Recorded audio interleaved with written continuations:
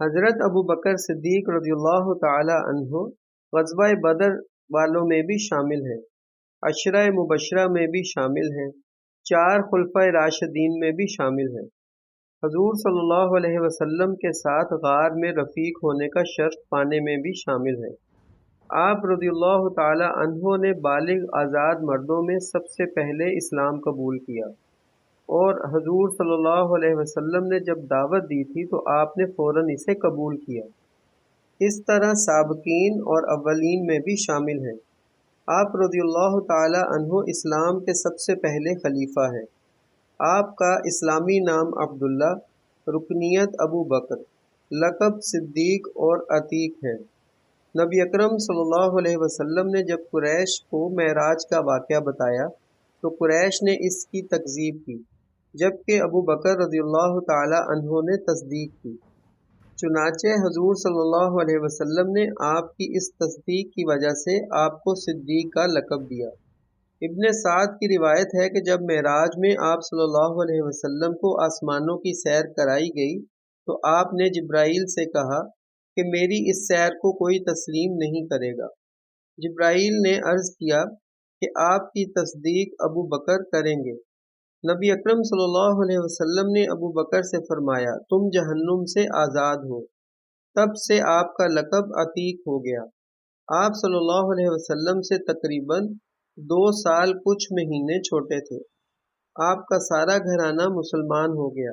والد ابو قحافہ فتح مکہ کے موقع پر ایمان لے آئے۔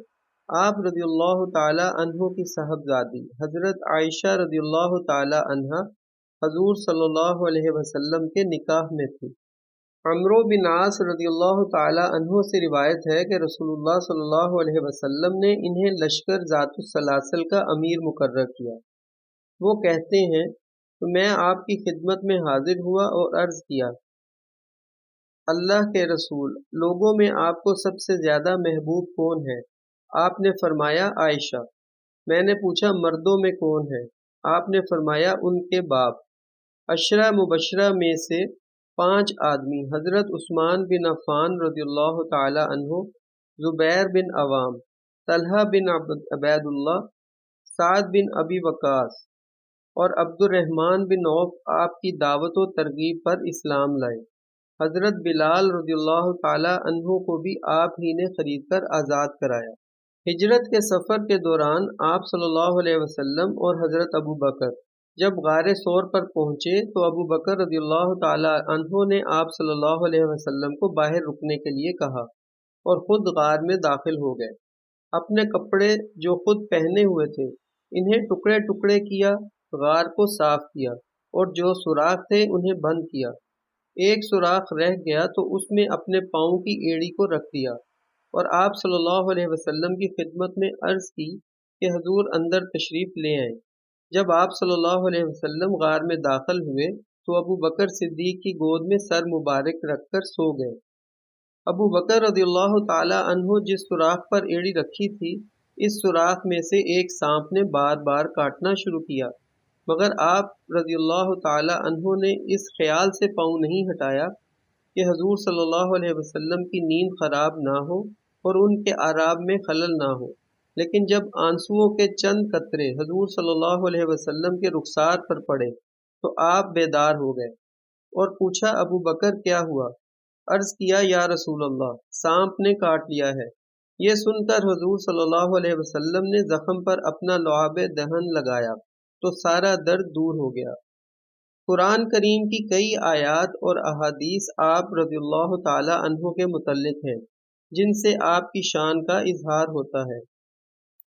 رسول اللہ صلی اللہ علیہ وسلم نے فرمایا کوئی شخص بھی ایسا نہیں ہے جس نے ابو بکر بن ابو قحافہ سے زیادہ مجھ پر اپنی جان و مال کے ذریعے احسان کیا ہو۔ آپ نے دریافت کیا آج تم میں سے کس نے روزہ رکھا ہے؟ حضرت ابو بکر نے کہا میں نے۔ آپ صلی اللہ علیہ وسلم نے فرمایا آج تم میں سے کون جنازے میں شامل ہوا؟ ابو بکر نے کہا میں۔ آپ نے فرمایا آج تم میں سے کس شخص نے کسی مسکین کو کھانا کھلایا؟ حضرت ابو بکر نے کہا میں نے۔